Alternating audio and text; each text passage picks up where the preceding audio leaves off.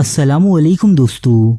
दुनिया के हर खित्ते में कुछ प्रेम कहानियाँ मशहूर होती हैं, जैसे अरब में लैला मजनू, ईरान में शीरीं फरहाद और पाकिस्तान में हीर रांझा और सस्सी पुन्नू वगैरह। लेकिन आज जो लव स्टोरी हम आपके सामने बयान करने जा रहे हैं, ये शायद आपने पहले कभी ना सुनी हो, क्योंकि इसका ताल्लुक यूरोप के एक दूर दराज इलाके पुर्तगाल से है। मौर्रखीन के मुताबिक ये दुनिया की सबसे मजबूत प्रेम कहानी भी कहलाती है, क्योंकि इस कहानी में दो प्यार करने वालों ने अपनी जान देने के बजाय सारे ज़माने को अपने सामने झुकने पर मजबूर कर दिया था। ये कहानी है एनीस डी कैस्ट्रो नामी एक लड़की की, जो स्पेन की रियासत कैस्टाइल के एक आला खानदान से ताल्लुक़ रखती थी, जिसका बचपन अपने महल से मुत्सिल बाग में तितलियों के पीछे भागते हुए गुजरा था। जैसे ही अनीस ने नौजवानी में कदम रखा, इसे इसकी खूबसूरती और आला नस्ब की वजह से पुर्तगाल की मलिका कॉस्टेंजा मैनुएल की लेडी इन वेटिंग यानी खादमाए खास के तौर पर चुन लिया गया। ज़मानाए कदीम में ये औरतों के लिए सबसे शानदार ओहदा समझा जाता था। यूं अनीस डी कैस्ट्रो अपने आबाई घर को छोड़कर पुर्तगाल के शाही महल में चली आई और यहाँ मलिका कॉस्टेंजा मैनुएल के लिए खिदमत अंजाम देने लगी। यहीं इसकी मुलाकात पुर्तगाल के शहजादे पीटर अव्वल से हुई। ये दोनों एक दूसरे को पहली ही नज़र में पसंद करने लगे और यहीं से इनका इश्क परवान चढ़ने लगा। लेकिन दिक्कत ये थी कि पुर्तगाल का ये शहजादा पहले से शादीशुदा था और अनीस की मालिकन यानी कॉस्टेंजा मैनुएल का शौहर था। इत्तेफाकिया तौर पर कॉस्टेंजा मैनुएल अपनी शादी के 5 साल बाद ही इस दुनिया से रुखसत हो गई। अब पुर्तगाल के बादशाह अफोंसो ने अपने बेटे पीटर की शादी यूरोप के किसी दूसरे शाही खानदान में करने का मंसूबा बनाया, जिस पर पीटर ने ये कहकर इनकार कर दिया कि वो अब शादी करेगा तो सिर्फ एनीस डी कैस्ट्रो से। पुर्तगाल के बादशाह अफोंसो के लिए ये अमल नाकाबिले कबूल था, क्योंकि अनीस डी कैस्ट्रो एक आला खानदान से ताल्लुक जरूर रखती थी, लेकिन वो इतना भी आला ना था कि उसे शाही महल की जीनत बनाया जाए। लिहाजा इस लड़की से ताल्लुक जोड़ने की पादाश में पुर्तगाल के बादशाह अफोंसो ने अपने तख्त के वारिस पीटर को अपने महल से बेदखल कर दिया। पीटर भी अपने बाप के इस फैसले के खिलाफ बगावत पर उतर आया और इसने अपनी हामियों के साथ मिलकर हुकूमत वक्त के खिलाफ कार्रवाइयां शुरू कर दी। बादशाह अफोंसो, जो इस तमाम तर तबाही की जिम्मेदार एनीस डी कैस्ट्रो को समझता था और इससे शदीद नफरत करता था, उसने अपने 3 खास आदमियों को रवाना किया ताकि वो अनीस को मारकर ये तमाम झगड़ा ही खत्म कर दें। ये तीनों अफराद काफी अरसे तक एनीस को कत्ल करने के लिए तलाश करते रहे। बिलाखिर एक दिन इन्होंने सेंट क्लारा नामी एक चर्च में एनीस को तन्हा जा दबोचा, जहाँ ये औरत अपने बच्चों के हमरा इबादत के लिए हाजिर हुई थी। इन्होंने निहायत बेदर्दी से एनीस का कत्ल किया और इसके बच्चों के सामने इसका सर तन से जुदा कर दिया। शहजादा पीटर अपनी बेसरो सामानी के सबब उस वक्त तो अपनी महबूब बीवी के कत्ल का इंतकाम ना ले सका। अलबत्ता सिर्फ 2 साल बाद इसका बाप अफोंसो इस दुनिया से चल बसा और पुर्तगाल की बादशाहत पीटर के हाथों में आ गई। अब पीटर ने चुन चुनकर अपनी बीवी के कातिलों का सुराग लगाया। ये कुल 3 लोग थे, जिनके नाम पैरो कोयलो, एलवेरो गोंसाल्वेस और डियागो लूप्स थे।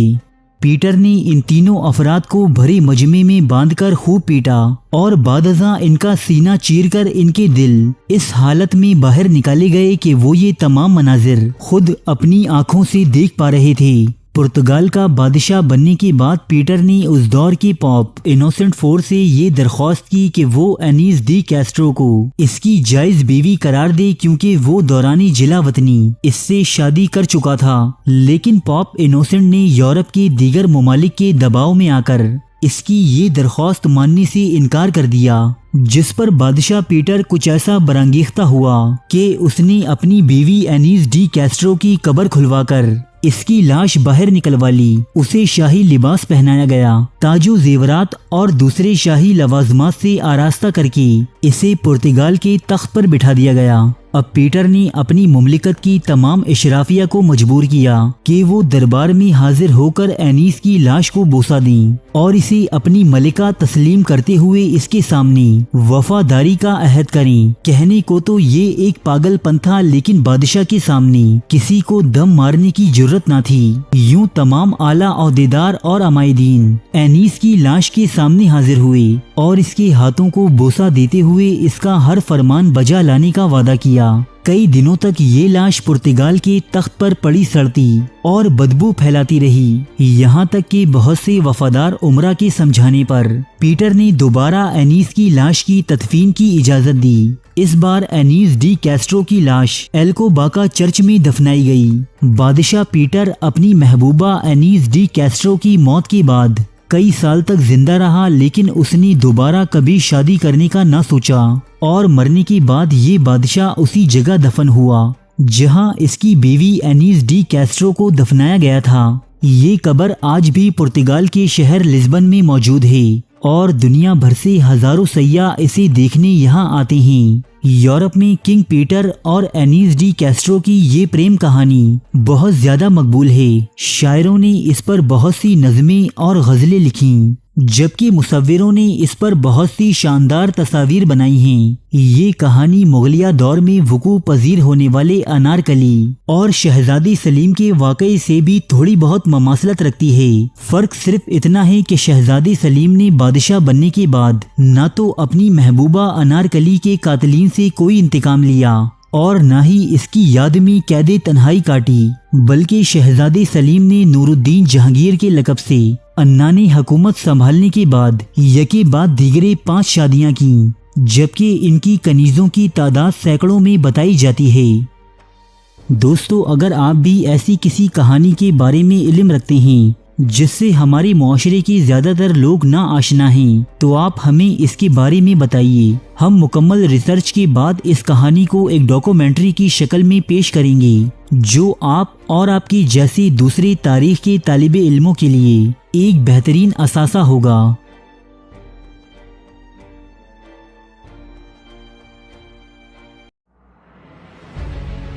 तारीख के मौजू पर पाकिस्तान का सबसे बड़ा चैनल, जहां मिलते हैं सच्चे वाकयात मुस्तनद हवालों के साथ, कदीम तहजीबों के अजीबो गरीब हकाइक, अफसानवी दास्तानों के पीछे छुपी हकीकत, जिंदगी बदल देने वाली इस्लामी हिकायात, कदीम और जदीद जंगों के अहवाल, दिलचस्प और पुरस्कार वाकयात, बादशाहों और जर्नैलों की अय्याशी की दास्तानें,